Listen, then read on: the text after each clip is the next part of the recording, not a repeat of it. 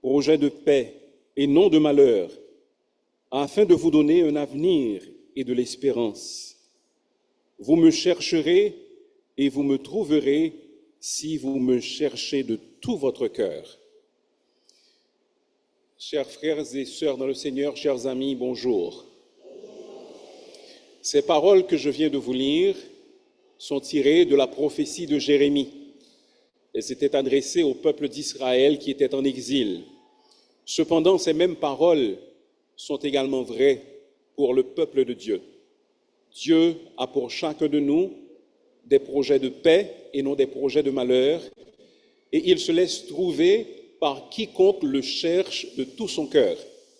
Ce matin, nous sommes dans la présence de Dieu pour chercher sa face, et si nous le cherchons avec sincérité et avec tout notre cœur, il se laissera trouver par nous. Il n'y a rien de plus beau que de trouver le Seigneur et de voir son visage sourire. Que nous cherchions donc son sourire ce matin en lui offrant une adoration qui provient du très fond de notre cœur. C'est pasteur Telusma qui viendra nous diriger dans le culte de ce matin.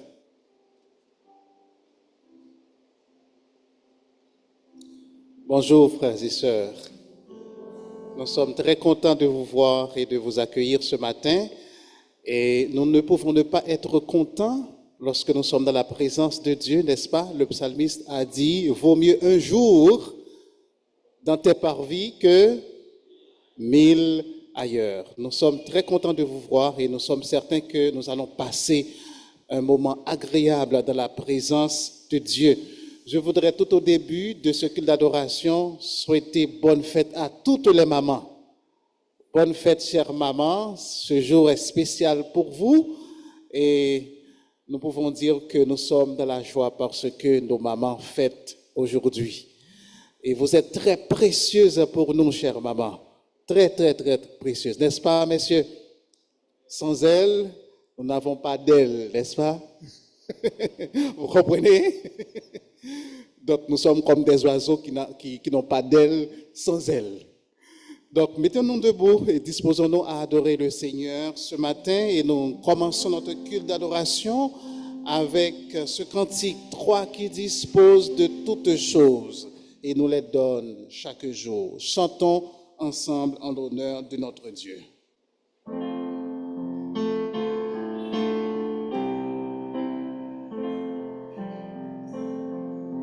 Toi qui disposes de toutes choses et nous les donnes chaque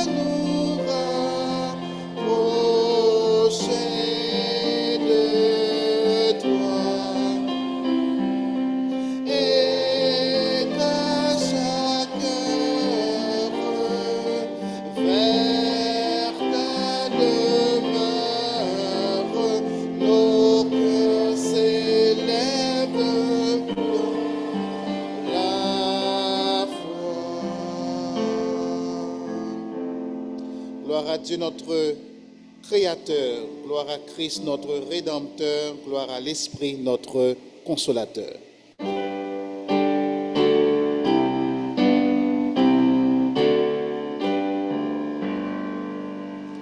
Gloire à Dieu notre Créateur, gloire à Christ notre Rédempteur, gloire à l'Esprit consolateur. Louange et gloire au Dieu sauveur. Amen.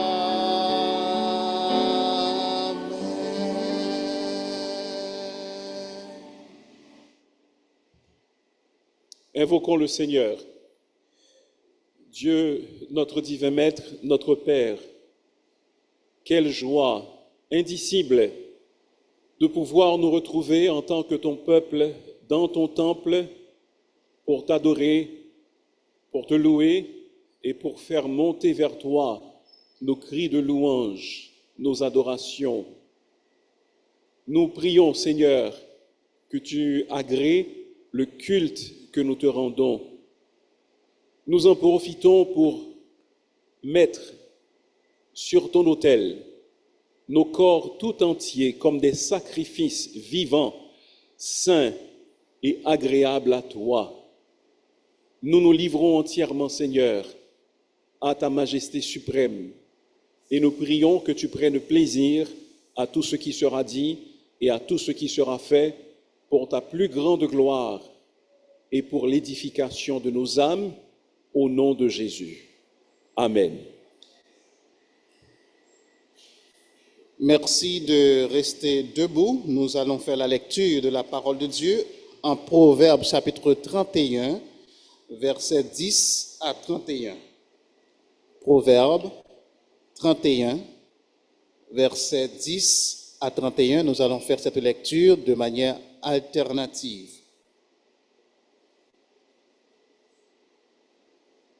Proverbes chapitre 31, à partir du verset 10. Qui peut trouver une femme vertueuse? Elle a plus de valeur que les perles. On peut reprendre. OK, nous allons reprendre. Je commence avec le verset 10 et vous allez continuer avec le verset 11. Et nous allons faire ça de façon alternative. Qui peut trouver une femme vertueuse? Elle a bien plus de valeur que les perles.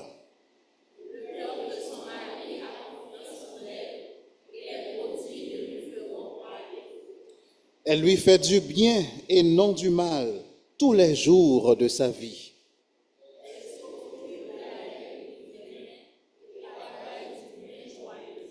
Elle est comme un navire marchand, elle amène son pain de loin.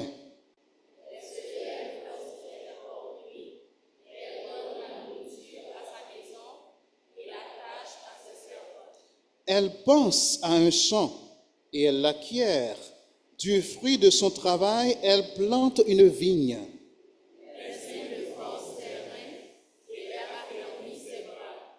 Elle sent que ce qu'elle gagne est bon. Sa lampe ne s'éteint point pendant la nuit.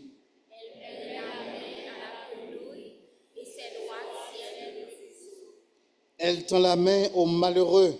Elle tend la main à l'indigent.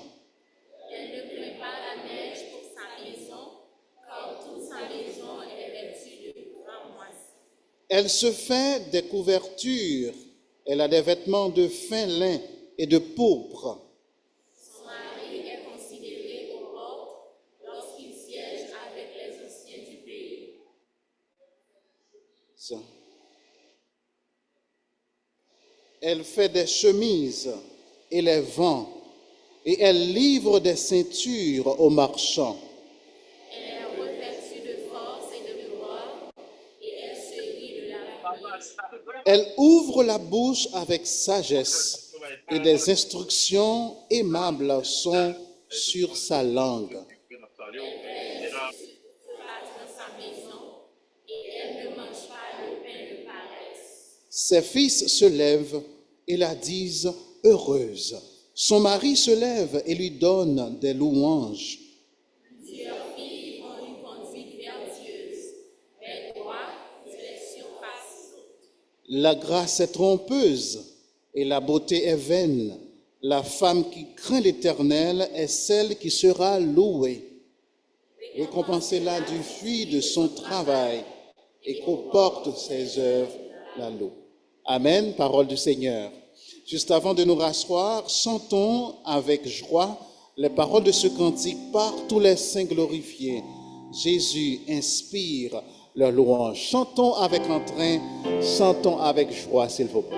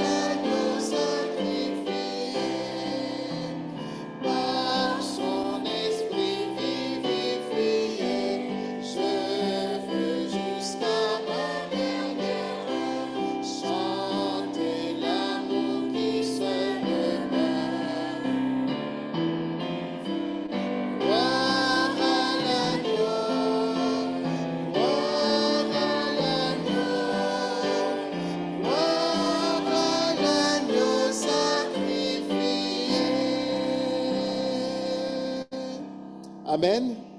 Juste avant de vous rasseoir, je vous demanderai de vous saluer les uns les autres.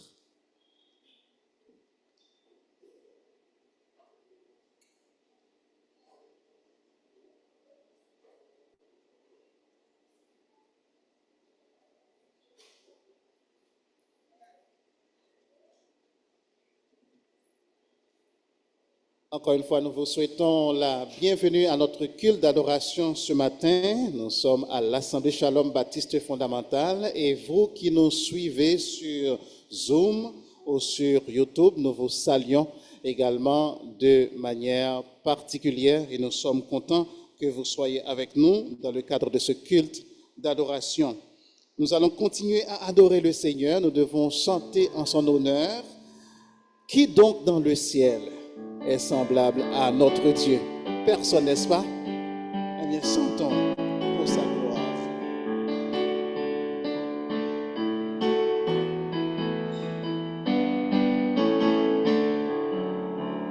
Qui donc dans le ciel est semblable à toi? Qui est puissant comme toi? Éternellement roi.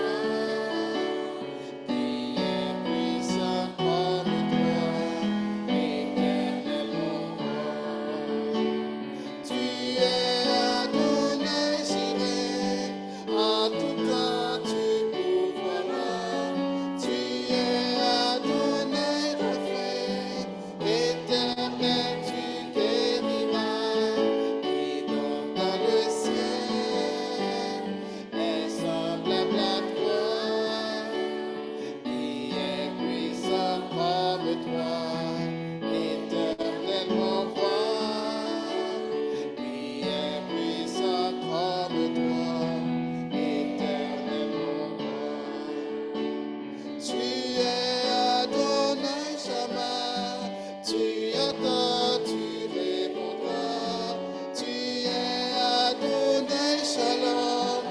Dieu de paix pour tous les hommes qui dort dans le ciel est semblable à toi, qui est puissant comme toi, éternellement roi, qui est puissant comme toi, éternellement roi.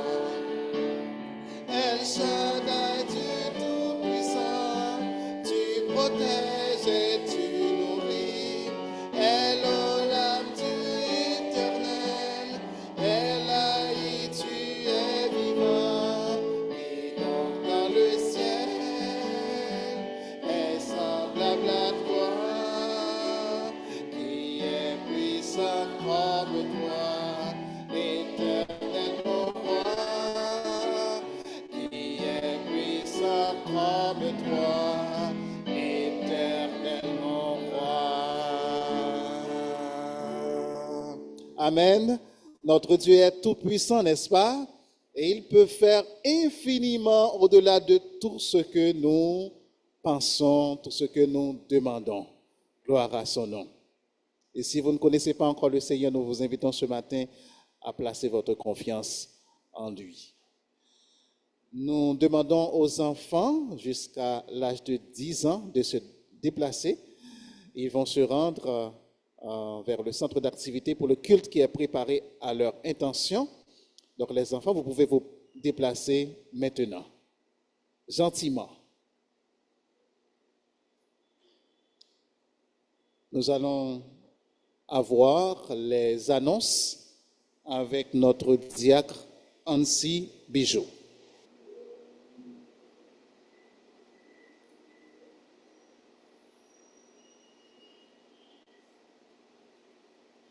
Seigneur, fais de moi un instrument de ta paix.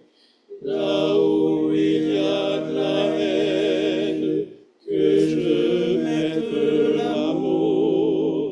Là où il y a l'offense, que je mette le pardon.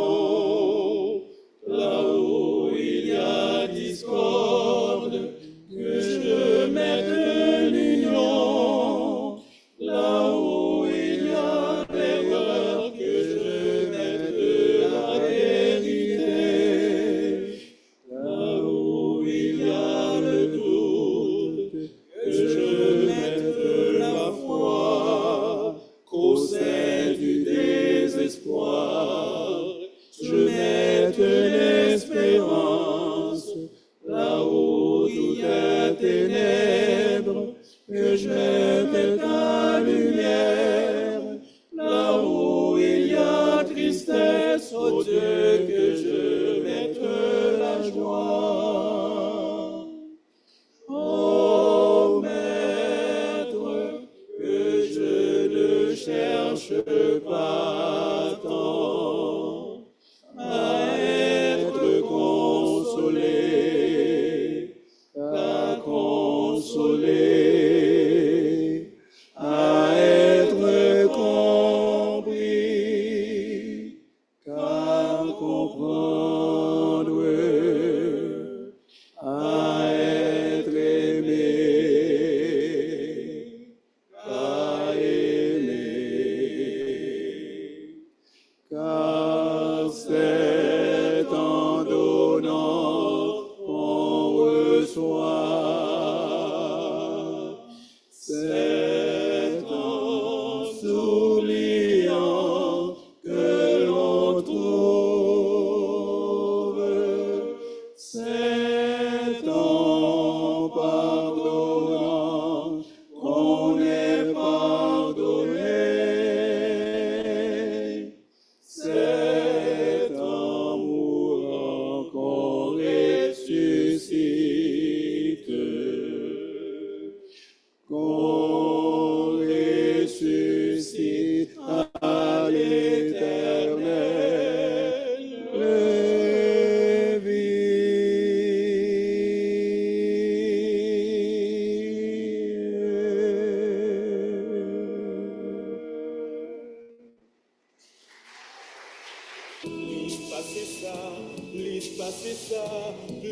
passer ça, bon Dieu qu'a fait, laisse passer ça, pour espérer. Laisse passer ça, laisse passer ça, laisse passer ça, bon Dieu qu'a fait, laisse passer ça, pour espérer. Parole, bon Dieu, c'est vérité. Agis foi ou quitter le Chita toutes les livadies. Please passer ça, please passer ça, please passer ça, please passer ça, ou espérer. Please passer ça, please passer ça, please passer ça, bon Dieu qu'a fait, please passer ça, ou espérer. Please passer ça, please passer ça, please passer ça, bon Dieu qu'a fait, please passer ça, ou espérer.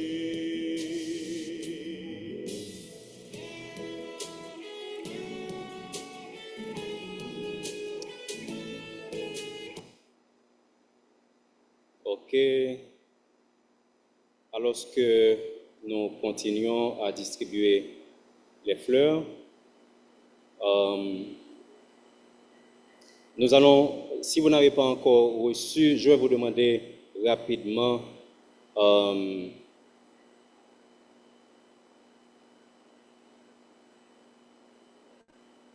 OK. Je vais demander à ces mères de bien vouloir s'asseoir un moment et tout juste après le culte, nous continuerons avec la distribution des fleurs pour ne pas perdre trop de temps. OK. À présent, je vais demander à ces personnes de bien vouloir passer par devant. Est-ce que notre sœur Clémentia Denis est présente? Sœur Denis, est-ce que sœur Denis est là? OK. Est-ce que notre sœur Farah, May Paul est présente? Si ces personnes sont présentes, nous allons leur demander de passer par devant. Est-ce que notre sœur Micheline Charles est présente aussi? S'il vous plaît, je vais vous demander de nous rejoindre sur la chaire, rapidement.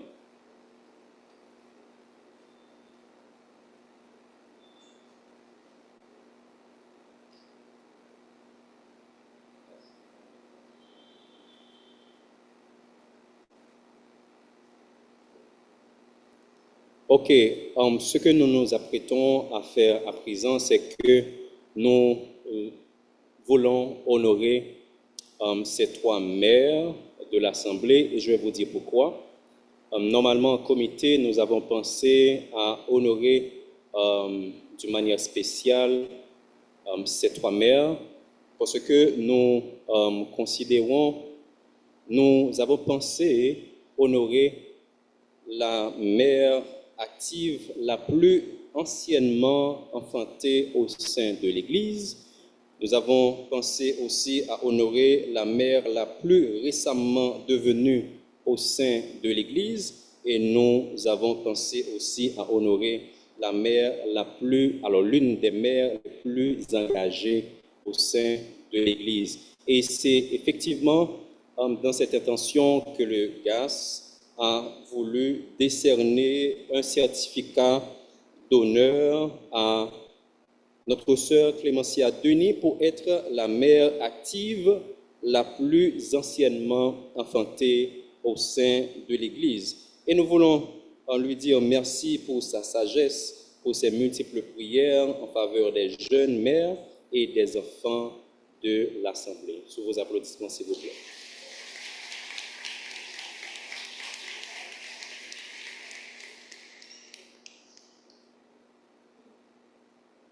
Nous décernons aussi ce certificat d'honneur à Farah May Paul pour être la mère la plus récemment devenue au sein de l'Église. Merci pour ton témoignage d'encouragement et d'admiration en tant que mère au sein de l'Assemblée Shalom Baptiste Fondamentale. Sous vos applaudissements, s'il vous plaît.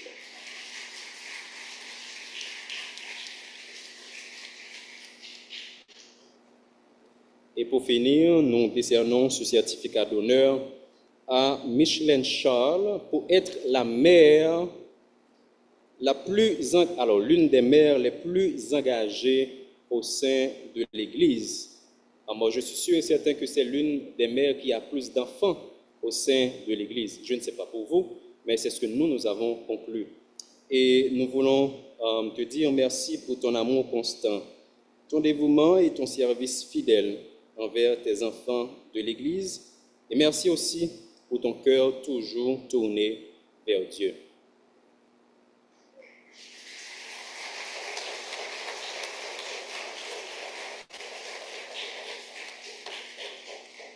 À toutes ces mères, nous souhaitons une fois de plus joyeuse fête des mères 2025. Et le rendez-vous, n'oubliez pas, les mères, vous qui n'avez pas encore reçu de fleurs, le rendez-vous, c'est justement après le culte. Nous serons de ce côté pour lire les dédicaces. Il y a des enfants qui sont à l'étranger, qui ont envoyé des dédicaces pour leur maman. Ce sera de l'autre côté affiché. Nous vous prions de bien vouloir passer et de vérifier. Merci, bonne fête à toutes les mères.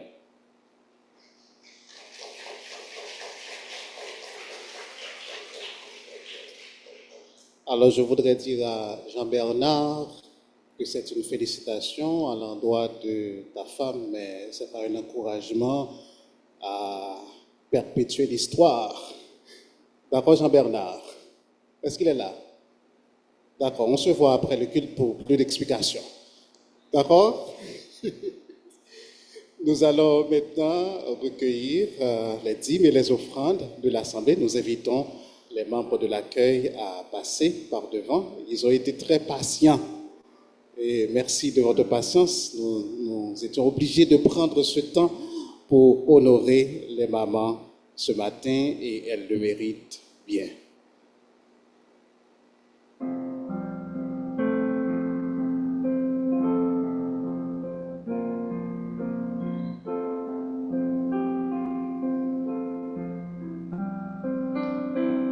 Prions le Seigneur. Père éternel, tu as été pour nous un refuge de génération en génération. Nous te louons en ce jour, nous t'exaltons et nous reconnaissons que toi seul peux donner la vie, en toi seul est la vérité. Tu es celui qui a tout créé, tu es amour, tu es lumière, tu ne peux pas voir le péché. Et nous sommes heureux de nous approcher de toi en ce jour, ô notre Père. Nous voulons te remercier pour toutes tes grâces envers nous, tant de bonnes choses que tu nous accordes et auxquelles nous ne pensons même pas jusqu'à ce que nous en soyons privés. Pardonne-nous, Seigneur, notre ingratitude. Si souvent nous t'avons demandé des faveurs que tu nous as accordées et nous avons oublié de te remercier pour les prières que tu as exaucées, pardon, ô notre Dieu. Souvent, nous prenons en envie au prochain, nous sommes en colère injuste, nous médisons des autres, nous sommes remplis d'orgueil, et pour ces péchés et tant d'autres, Père, nous prions que tu nous pardonnes. Merci pour le pardon qui se trouve en Jésus, car ta parole dit que si nous confessons nos péchés, tu es fidèle et juste pour nous les pardonner et pour nous purifier de toute iniquité. En ce jour, nous ne voulons pas nous contenter de les confesser, mais nous voulons également les abandonner, car celui qui avoue, qui confesse ses péchés, qui les délaisse, c'est celui-là qui obtient miséricorde. Seigneur, nous prions que tu jettes un regard favorable sur notre Église. Merci pour toutes les années d'existence que tu lui as accordées jusqu'ici. Merci pour les offrandes qui ont été recueillies ce matin. Merci pour nos frères et sœurs qui ont contribué. Nous prions qu'ils fassent l'expérience de la réalité de ton amour et de tes promesses. Car tu dis que lorsque nous cherchons d'abord ton royaume et ta justice, tu nous donnes toutes les autres choses dont nous avons besoin par-dessus. Fais que nous constations la réalité de cette promesse dans nos vies éternelles.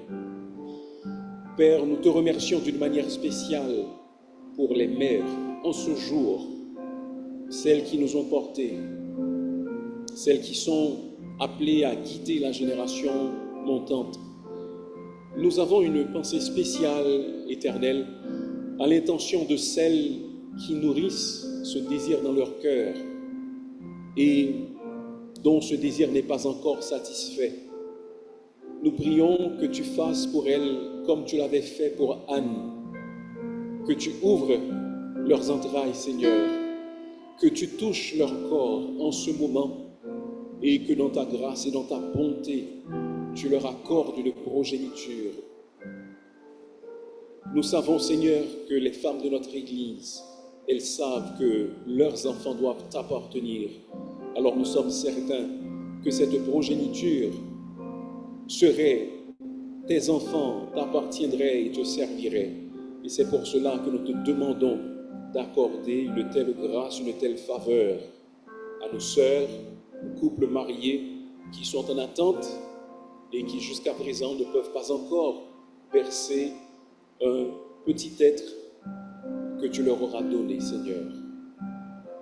Nous te demandons d'éclairer les mères ici présentes, de les instruire dans ta parole, de les aider à comprendre l'influence qu'elles exercent sur la prochaine génération. Aide-les, ô Dieu, à diriger leurs enfants vers la connaissance du Seigneur Jésus. Que tu les aides à devenir plus pieuses. Celles qui sont plus âgées, aide-les à instruire les plus jeunes. Seigneur, nous voulons t'offrir à chaque famille de notre Église au cours de cette période que nous appelons le mois de la famille. Nous demandons que ce soit un mois fructueux au cours duquel nous recevrons des instructions tout à fait bénéfiques pour les vies de nos familles. Que ce soit un mois au cours duquel nous comprendrons un peu mieux l'enseignement de ta parole sur les familles et que les liens se resserrent également entre les membres des différentes familles et même entre les familles de notre Église. Seigneur, en ce jour, nous réclamons ta grâce et nous prions que tu nous parles d'une manière toute spéciale par ta parole. Aide-nous à comprendre davantage ton amour, sa profondeur, sa hauteur, sa longueur et sa largeur, afin que nous puissions nous immerger dans cet amour et le laisser nous transformer. Fais que nous comprenions la grâce que tu as mise à notre disposition, que nous comprenions également la puissance que tu as déployée en nous-mêmes par la résurrection de notre Seigneur Jésus, et que nous vivions d'une manière digne de la vocation que tu nous as adressée, ô Dieu. Écoute nos prières en ce jour et fais au-delà de tout ce que nous pouvons penser, de tout ce que nous t'avons demandé en ce jour, parce que nous réclamons ces choses par Jésus-Christ, notre divin Sauveur. Amen.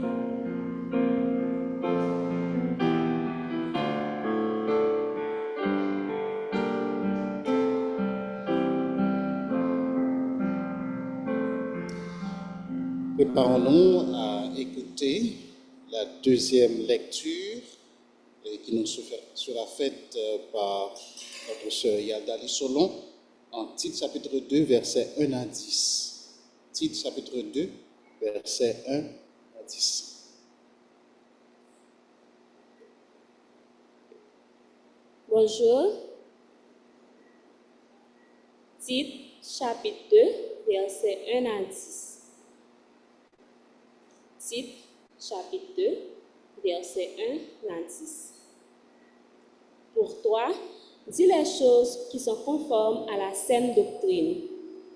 Dis que les vieillards doivent être sobres, honnêtes, modéré, saint dans la foi, dans la charité, dans la patience. Dit que les hommes âgés doivent aussi avoir l'extérieur qui convient à la sainteté, n'être ni médisante, ni à donner au vin, qu'elles doivent donner de bonnes instructions dans le but d'apprendre aux jeunes femmes à aimer leurs maris et leurs enfants, à être retenues, chastes, occupées aux soins domestiques, bonnes, soumises à leurs maris, afin que la parole de Dieu ne soit pas blasphémée. Exhorte de même les jeunes gens à être modérés, te montrant toi-même à tous égards un modèle de bonnes œuvres et donnant un enseignement pur, digne. Une parole saine, irréprochable, afin que l'adversaire soit confus, n'ayant aucun mal à dire de nous.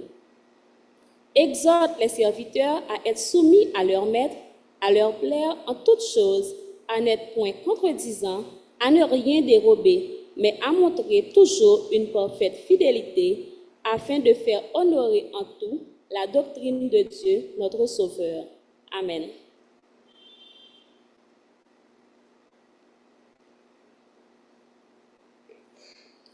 Ce matin, encore une fois, nous voulons souhaiter la bienvenue à ces personnes qui nous visitent pour la toute première fois.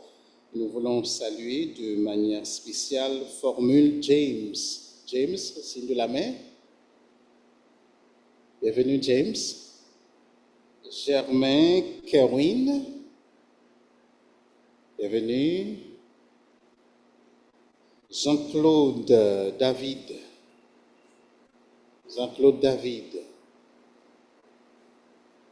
Nous avons aussi la joie d'accueillir ce matin Hazard Stanley.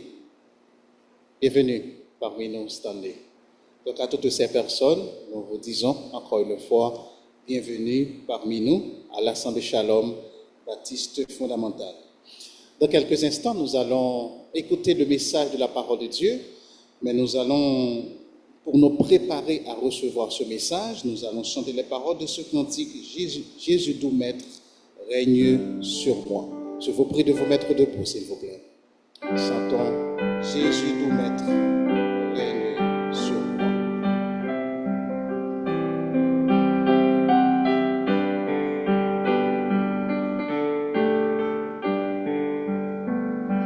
Jésus doux Maître règne sur moi. Soumets mon être, sois le roi. Je suis l'argile, toi le potier. Envoie dans Seigneur ton prisonnier. Les hommes, deuxième strophe. Jésus lumière. Je ne vous entends pas les hommes.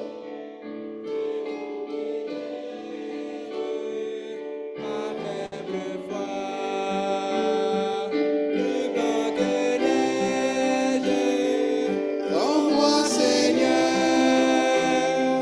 et de tout piège, garde mon cœur. Les femmes. Oh Jésus, source de guérison, sois dans ma course, santé, pardon, par ta puissance, protège-moi, dans ta présence, révèle-toi. Ensemble. Je m'abandonne, Jésus à toi, détruis, pardonne tout mal à moi, remplis mon âme de ton esprit, et qu'il m'enflamme et jour et nuit. Amen. Vous pouvez vous rasseoir. Nous cédons le micro à notre pasteur Jean-Maxime Pierre-Pierre pour le premier message concernant, c'est le mois de la famille qui commence aujourd'hui, c'est le premier message qui a rapport avec la famille, donc prêtons attention à ce message.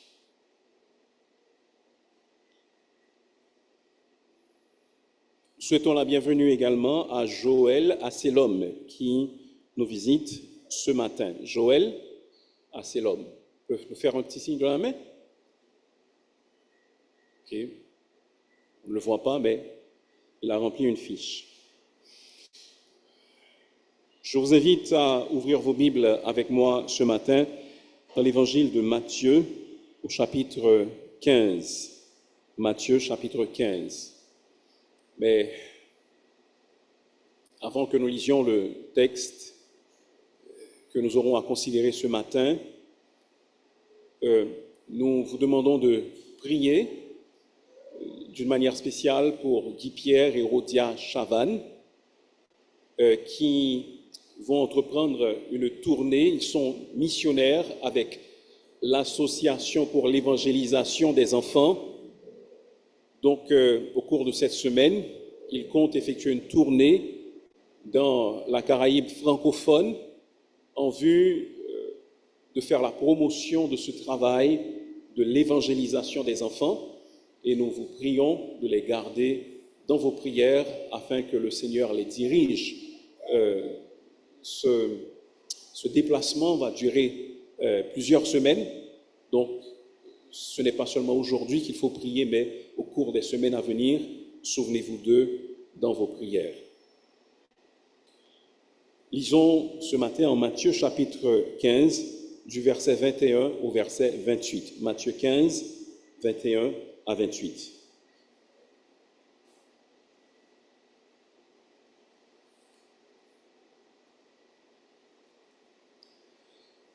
Jésus étant parti de là, se retira dans le territoire de Tyr et de Sidon.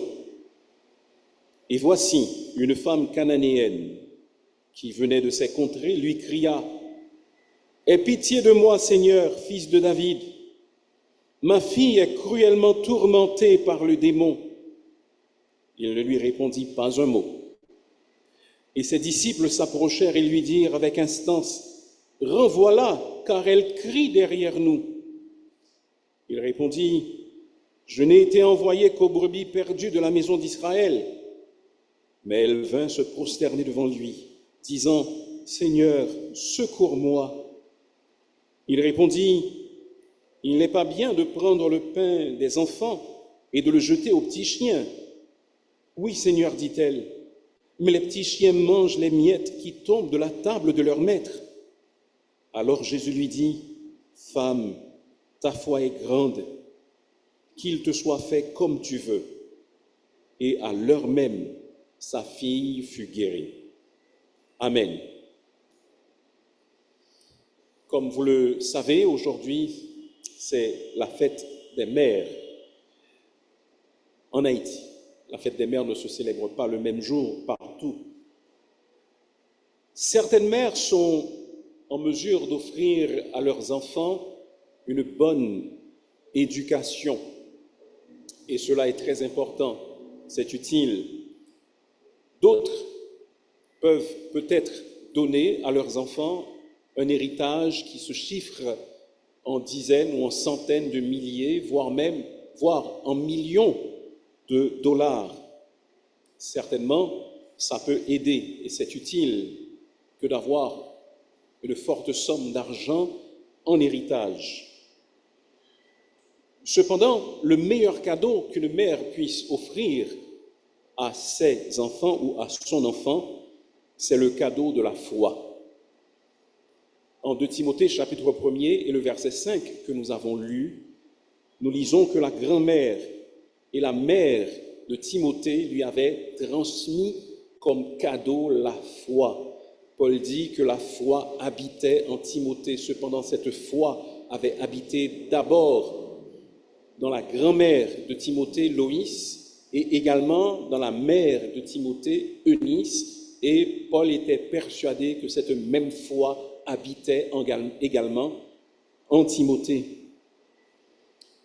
Dans l'histoire que nous avons lue ce matin, la femme cananéenne a aussi offert le cadeau de la foi à sa fille qui était agitée par un esprit mauvais. Et, frères et sœurs, mais surtout mes sœurs, la foi d'une mère est une véritable bénédiction pour un enfant. Si vous avez une foi irréductible en Dieu, alors c'est un grand cadeau que vous pouvez offrir à vos enfants. C'est une grande bénédiction pour les enfants que Dieu vous donne. Ce matin, nous apprenons de l'histoire de cette femme plusieurs leçons à propos de sa foi. Et je crois que nous ferions bien de prêter attention à ces leçons que nous pouvons apprendre de la foi de la femme cananéenne qui s'était rendue auprès du Seigneur Jésus-Christ pour lui demander de guérir sa fille et de la délivrer d'un démon qui la tourmentait cruellement. À partir de cette histoire, je dirais premièrement, mère, ayez une foi invraisemblable. Je vais m'expliquer. Je sais que ça paraît un peu étrange ce que je dis. Cette femme avait une foi là où il semblait qu'elle ne devait pas en avoir du tout. Nous voulons dire que cette foi apparaît là où elle n'était pas censée apparaître. Vous allez comprendre. Cette foi nous est présentée dans ce passage comme un jardin dans un désert, comme une fleur solitaire parmi des épines, comme un arbre verdoyant au milieu d'un désert, comme un joyau de grande valeur dans une poubelle en quelque sorte. Pourquoi le dis-je? Cette foi était invraisemblable. Premièrement, parce que cette foi a fleuri dans un lieu invraisemblable. Les premiers mots du premier verset que nous avons lu dit ceci. Au verset 21, Jésus étant parti de là, se retira dans le territoire de Tyr et de Sidon. Tyr et Sidon n'étaient pas en Israël. C'étaient des territoires où vivaient des païens. Or, les Juifs n'avaient pas de relation avec les païens, c'est-à-dire avec les non-Juifs. Et cette femme était originaire de cet endroit. Normalement, elle n'aurait pas dû avoir la foi parce qu'elle ne connaissait pas Jésus.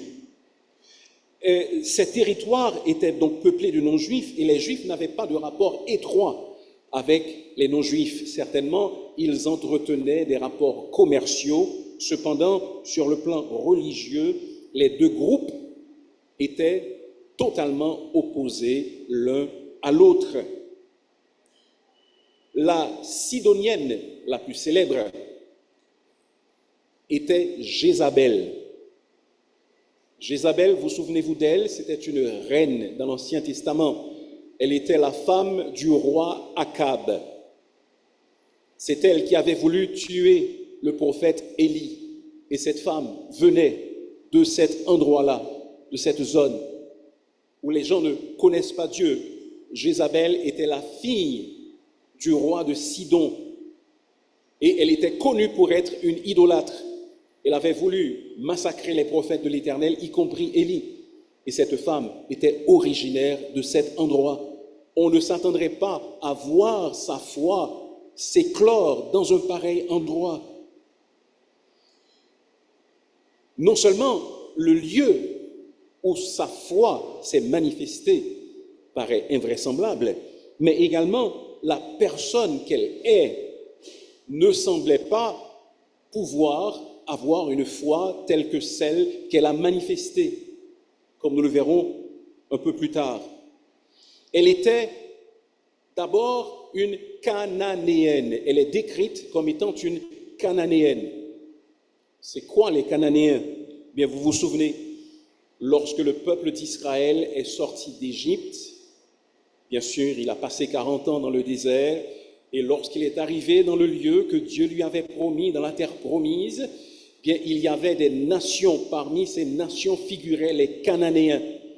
C'étaient des idolâtres invétérés, et le Seigneur avait ordonné au peuple d'Israël d'exterminer les Cananéens, afin qu'ils ne soient pas atteints par la maladie de l'idolâtrie.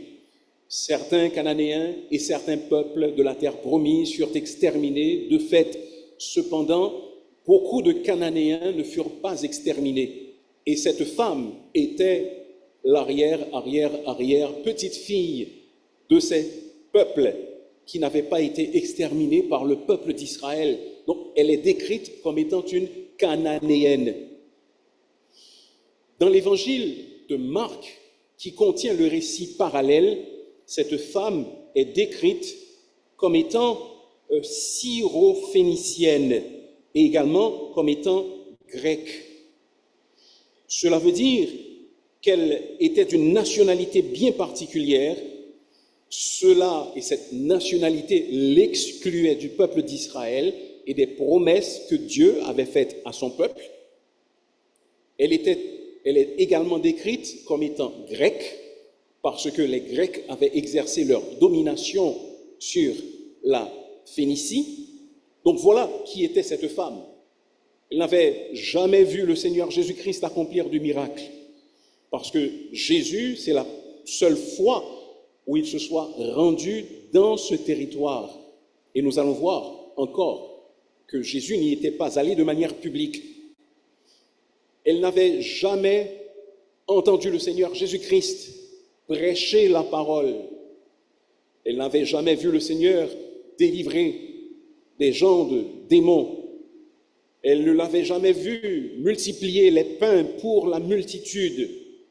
Elle n'avait jamais vu le Seigneur accomplir de grands miracles, comme c'était le cas pour les Juifs. Mais voilà donc que cette femme, vivant dans l'ancien fief de Jézabel, étant elle-même une Cananéenne, une Syrophénicienne, exclue des alliances de la promesse, et voilà que cette femme arrive à mettre sa foi dans le Seigneur Jésus-Christ. C'est pourquoi nous disons que cette femme a eu une foi invraisemblable. Si nous regardons tous les facteurs qui entourent cette foi, elle n'aurait pas dû avoir cette foi. C'est pourquoi nous disons, femme, mère, vous aussi, ayez une foi invraisemblable. Le récit parallèle en Marc nous dit que la femme avait seulement entendu parler du Seigneur Jésus. La foi en Jésus donc, est-ce que vous l'avez, vous qui êtes mère? Avez-vous cette confiance inébranlable en Jésus-Christ? De quoi voulons-nous parler plus précisément? Vous devez comprendre, si vous êtes mère, que Jésus est le sauveur de l'humanité. Nous tous, nous sommes des pécheurs et nous méritons de mourir. Cependant, Jésus est venu et il est mort à notre place. Il faut que nous connaissions une crise, un moment de notre existence où nous comprenons que nous sommes pécheurs et que nous sommes en route pour la mort éternelle. Il faut que nous comprenions notre situation extrêmement grave, demander pardon à Dieu pour nos péchés et mettre notre confiance en Jésus-Christ pour que nous ayons la vie éternelle. C'est ce que nous avons besoin de faire. Où que vous soyez né, qui que vous soyez, vous également, vous pouvez mettre votre confiance dans le Seigneur Jésus-Christ. Peut-être me direz-vous, pasteur, je proviens d'un lieu où les gens ne connaissent pas du tout Dieu. Peu importe, vous aussi, vous pouvez avoir la foi en Jésus-Christ. Peut-être me direz-vous, pasteur, je viens d'une famille où depuis des générations, les gens ne servent pas Dieu et servent les idoles. Peu importe, vous aussi, vous pouvez avoir cette foi invraisemblable et Jésus peut vous sauver là où vous êtes, comme ce fut le cas pour cette femme cananéenne. Mère, non seulement vous devez avoir une foi, même si cette foi paraît invraisemblable, mais aussi vous devez avoir une foi persistante. Ayez une foi persistante.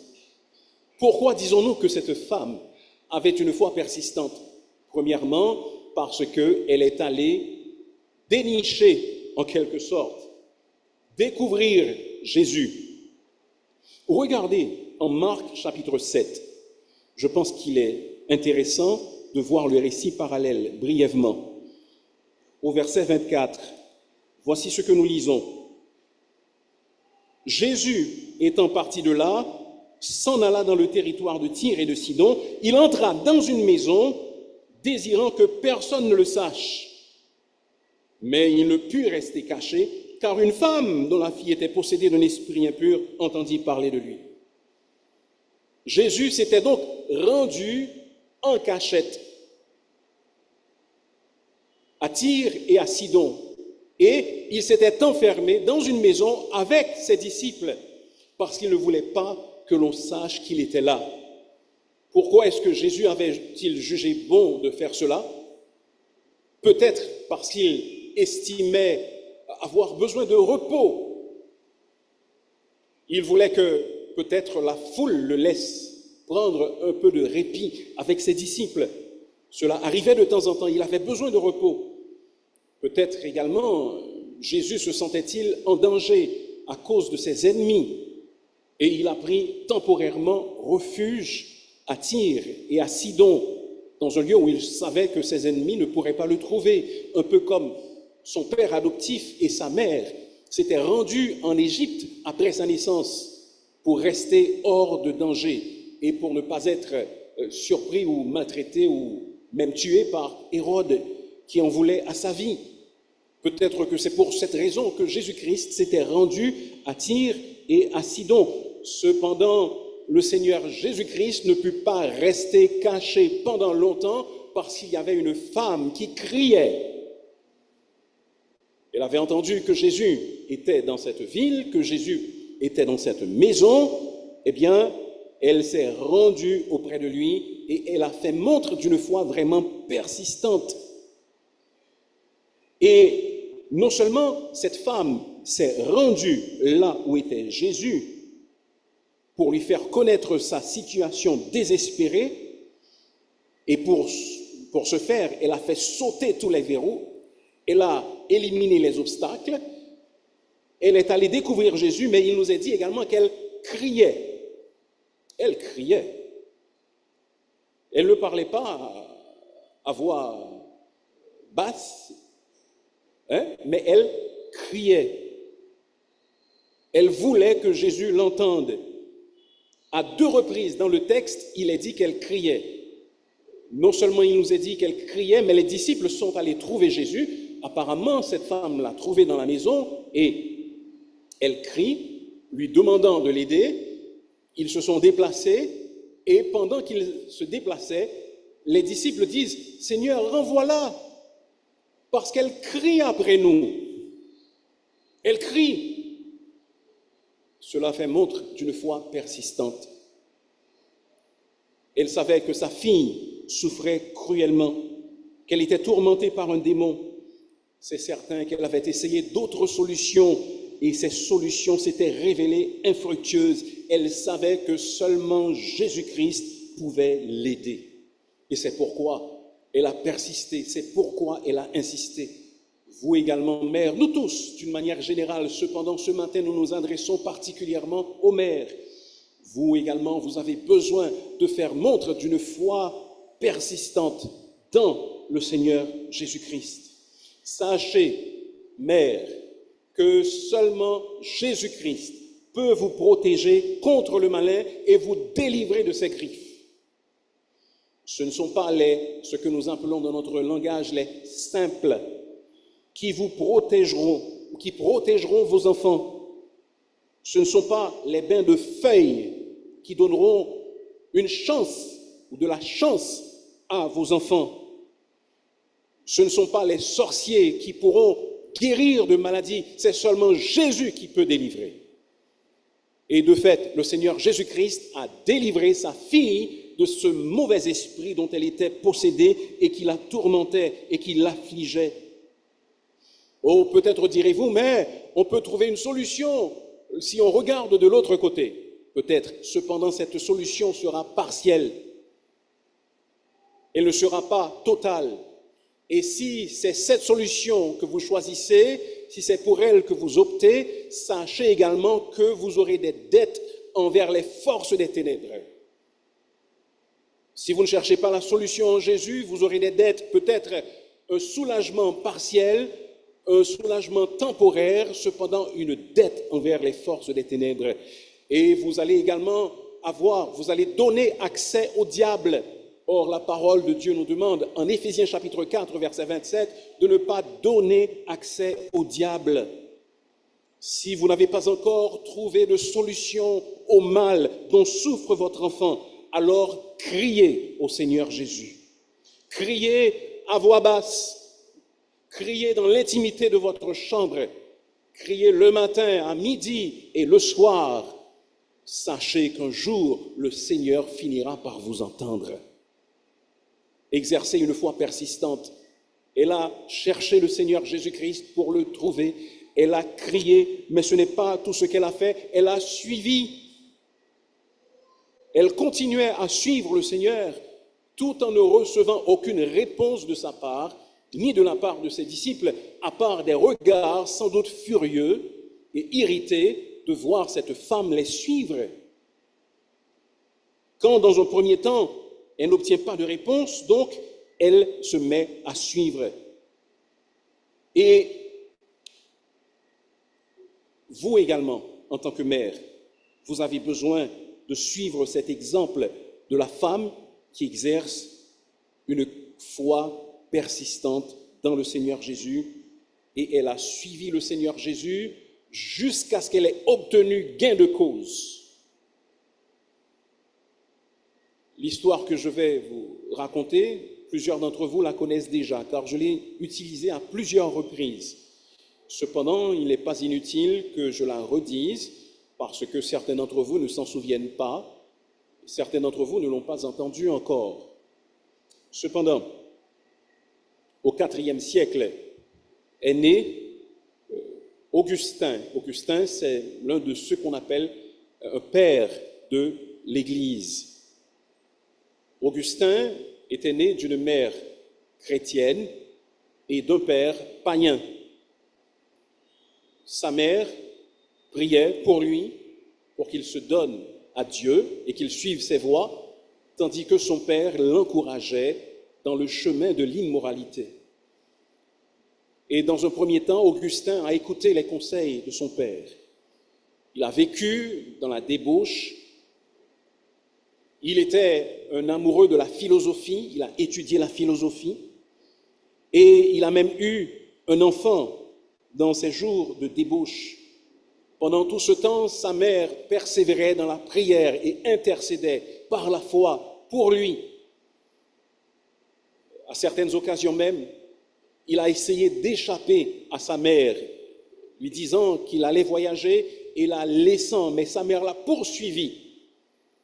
Un jour, sa mère a parlé à son leader spirituel et lui a partagé le fardeau qu'elle portait dans son cœur pour son fils. Alors celui-ci a dit à Monique, la mère d'Augustin, « Il n'est pas possible que ce fils qui a causé tant de larmes périsse. » Et finalement, après avoir prié, après avoir persévéré, après avoir persisté pendant plus de 20 ans, le miracle s'est produit.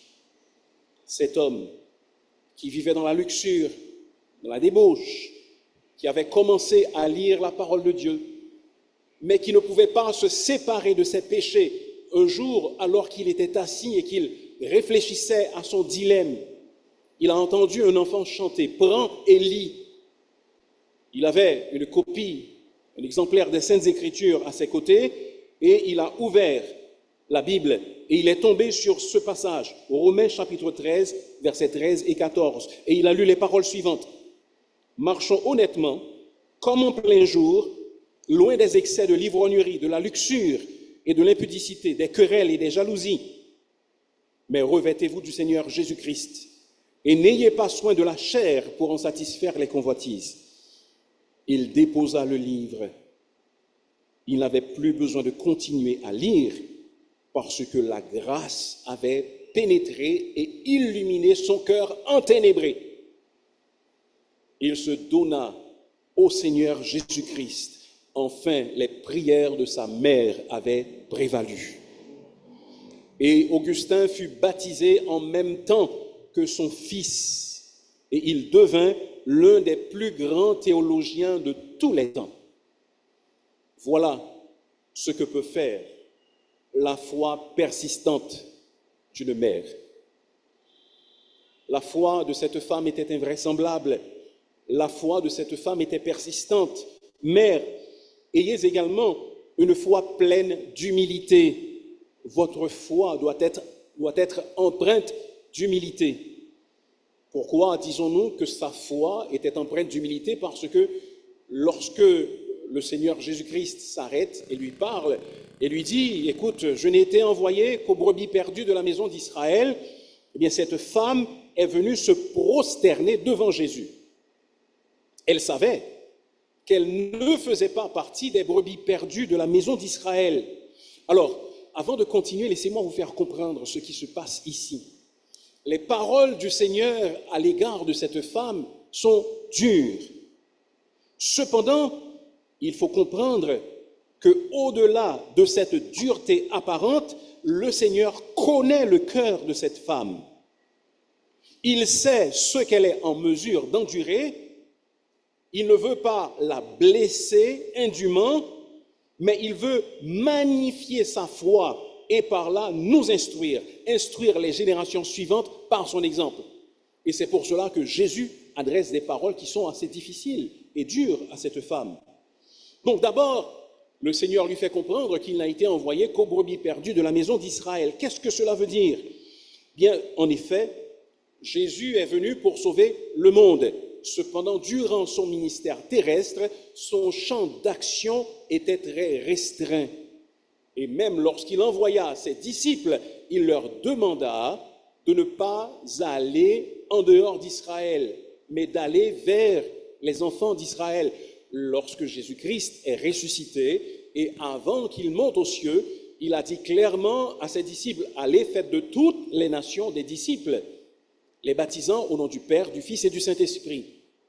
Cependant, durant son ministère, comme je l'ai dit encore une fois, son champ d'action était restreint aux brebis perdues de la maison d'Israël. Mais non seulement le Seigneur Jésus met devant cette femme cet obstacle, et face à cet obstacle, elle vient se prosterner devant le Seigneur Jésus.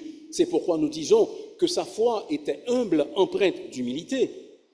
Mais le Seigneur ajoute une parole encore plus blessante. Mais souvenez-vous, nous vous disons que le Seigneur sait ce que cette femme peut endurer, et le Seigneur veut enseigner à tous une leçon par la réaction de cette femme. Jésus dit, il n'est pas bien de jeter le pain des enfants aux petits chiens. Qu'est-ce que Jésus voulait dire par là? Le pain, ce sont les bénédictions qui sont accordées. Les enfants, c'est qui? Ce sont ceux du peuple d'Israël. Donc Jésus donnait des bénédictions aux enfants d'Israël, au peuple d'Israël, et les petits chiens, c'était censé être qui selon vous? Les non-juifs, n'est-ce pas? Donc je ne peux pas donner les bénédictions qui sont réservées aux juifs à ceux qui ne sont pas juifs, parce qu'ils sont les premiers à jouir de mon ministère. Ils sont les premiers à jouir de ce privilège. Quelle réponse? 9 sur 10, sinon 10 sur 10, se seraient détournés du Seigneur Jésus-Christ à entendre cette parole. La traiter de petit chien.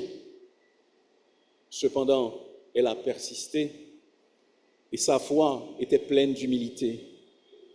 Elle a dit, oui Seigneur, c'est vrai. Cependant, les petits chiens mangent les miettes qui tombent de la table de leur maître.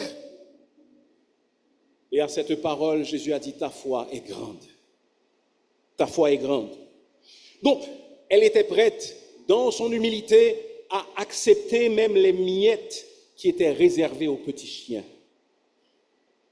Jésus a donc vu que la foi de cette femme était grande. Face au refus de Jésus, la femme s'est abaissée, elle s'est humiliée. Et vous savez, la foi qui est victorieuse, c'est cette foi qui contient ce mélange de persistance et d'humilité. Ce mélange d'assurance et d'abaissement de soi. Elle est très persistante. Elle est très assurée qu'elle peut obtenir quelque chose, mais elle n'est pas arrogante. Elle n'estime pas que le Seigneur lui doit quelque chose. Et c'est pourquoi elle a pu obtenir ce résultat merveilleux. Cette Phénicienne, donc, n'a pas reçu une réponse favorable de Jésus-Christ parce qu'elle avait approché Jésus avec la tête altière. Nul n'a jamais reçu une réponse favorable de Dieu en venant devant lui avec la tête altière et avec le poing serré. Jamais. Mais si nous venons avec l'assurance d'un enfant, d'un fils, d'une fille, avec la tête baissée, dans l'humilité, pas dans l'indignité nécessairement, mais dans l'humilité, avec l'assurance, alors notre foi empreinte d'humilité va produire des résultats comme dans le cas de cette femme. Mère, n'osez pas demander à Dieu de quel droit il bénit les enfants des autres et qu'il ne bénit pas vos enfants. Ce serait faire preuve d'arrogance, de manque de respect envers Dieu. Ce n'est pas la foi que de manquer de respect à Dieu. Ne passez jamais d'ordre à Dieu sur ce que vous voulez qu'il fasse pour vos enfants. Ce serait manquer d'humilité. Ne lui dites pas que vous lui ordonnez de donner la richesse, la santé, une bonne éducation à vos enfants. Non, nous devons toujours nous présenter devant Dieu dans une attitude d'humilité. C'est pourquoi je vous exhorte, je vous demande de réfléchir à ce point. Nous en avons parlé il y a quelque temps dans notre étude biblique, mais je reprends cette idée. Il n'est pas bon, frères et sœurs, de dire « je déclare ceci, je déclare cela ». Ce que nous pouvons déclarer, ce sont les vérités bibliques. Je déclare que Jésus-Christ est mort, oui. Je déclare que je suis un pécheur invétéré qui mérite la mort, oui. Mais nous n'avons pas à déclarer telle chose ou telle chose. Je déclare que j'aurai de l'argent, je déclare que tu seras prospère. Qui suis-je pour déclarer? Seul Dieu peut déclarer. Car lui seul a parlé et les choses ont été comme il les a dites. Nous ne sommes que de simples créatures, nous ne pouvons pas passer d'ordre à Dieu. Nous devons nous approcher dans l'humilité devant lui et lui demander de nous bénir. Nous avons le droit de lui demander de nous bénir. Nous avons le droit de lui demander de guérir nos enfants. Nous avons le droit de lui demander de nous accorder des bénédictions, certes, mais nous n'avons pas le droit de dire que nous déclarons. Comme si lui, il était un simple spectateur et comme si c'est nous qui menions les choses. Non, nous devons toujours nous approcher de Dieu avec humilité, comme c'était le cas de cette femme. Ne dites pas au Seigneur que vous n'acceptez pas de petits jobs pour vos enfants. Demandez-lui de préférence humblement de leur ouvrir les portes de l'opportunité, les portes qu'il jugera bon d'ouvrir pour eux. Car ceci, c'est faire montre d'une foi humble, comme cette femme cananéenne. Enfin, mère, ayez une foi triomphante. Ayez une foi triomphante. Le Seigneur fait l'éloge de cette femme. Femme, ta foi est grande. Ta foi est grande. En effet, sa foi était grande. Vous comprenez pourquoi le Seigneur l'a dit. Les conditions dans lesquelles elle avait vécu toute sa vie n'expliquent pas sa foi, parce qu'elle n'aurait pas dû avoir de foi du tout. Les obstacles qu'elle a surmontés pour obtenir ce qu'elle voulait du Seigneur Jésus également témoignent de la grandeur de cette foi. On aurait pu dire de cette femme que comme Marie, Jésus voulait que partout où cette bonne nouvelle sera prêchée dans le monde entier, on raconte en mémoire de cette femme ce qu'elle a fait. Le Seigneur, donc, prononce que sa fille était délivrée. Remarquez comment, dans ce passage, les rôles sont intervertis. Je vais vous lire une citation prise d'un prédicateur ancien qui a prêché un message sur ce texte intitulé « La foi toute puissante ». Voici ce que dit Adolphe Monod sur ce texte. Aujourd'hui, les rôles sont intervertis. C'est l'homme qui triomphe et le Seigneur qui se rend. C'est le Créateur des cieux et de la terre qui dit à la pauvre créature pécheresse « Que ta volonté soit faite ». Telle est la puissance de la foi. Et qu'est-ce donc qui a décidé de cette étonnante victoire? C'est cette parole de foi et d'humilité. Les chiens mangent les miettes qui tombent de la table de leur maître. Voilà le mot décisif. Aussi le Seigneur dit-il encore, à cause de cette parole, va-t'en, le démon est sorti de ta fille. À cause de cette parole, nous avons souvent admiré la parole de Dieu. Il est temps d'admirer aujourd'hui la puissance de la parole de l'homme. La parole de la cananéenne ouvre le ciel, triomphe du Seigneur, chasse le démon et opère ce qu'elle veut. Une parole humble, une parole de foi lui a accordé ce qu'elle voulait et sa foi a triomphé. Chère mère, en ce jour qui vous est consacré, souvenez-vous que la foi d'une mère est une bénédiction pour ses enfants. Mère, ayez une foi invraisemblable, même quand vos origines ne semblent pas vous désigner à avoir cette foi. Sachez que votre origine ne détermine pas votre destinée. Vous pouvez avoir la foi, la vraie, en Dieu, en Jésus. Mère, ayez à l'image de cette cananéenne une foi persistante. Mère, ayez une foi pleine d'humilité. Mère, ayez une foi triomphante. Lorsque cette mère est revenue à la maison, sa fille se portait bien. Nous ne savons pas si c'était un enfant, si c'était une adolescente, si c'était une jeune adulte, mais la foi de sa mère l'avait délivrée de l'emprise du diable.